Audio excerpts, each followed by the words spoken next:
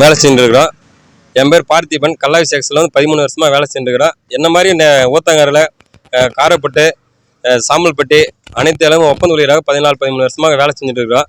எங்களுக்கு வந்து ஸ்டாலின் ஐயா அவர்கள் வந்து தேர்தல் வாக்குறுதியில் வந்து என்னப்பா இது ஒப்பந்த ஊழியராக பணி நிரந்தரம் சொல்லி வாக்குறுதி கொடுத்தாங்க. ஆனால் இன்று வரையும் 3 ஆண்டுகளுக்கு மேலே ஆகியும் இன்னும் எங்களுக்கு எந்த வாழ்வாதாரம் கிடையாதுங்க.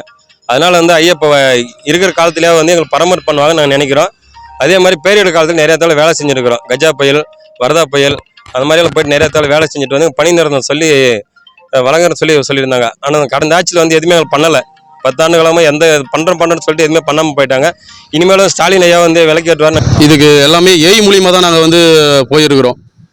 இது வரைக்கும் யாருமே வந்து பார்த்தீங்கன்னா எங்களை வந்து கான்ட்ராக்ட் லேபரே இல்லைன்னு சொல்லியிருக்காங்க. ஆனால் ஏஇ ஏடிடி மூலியமாக தான் நாங்கள் இங்கேருந்து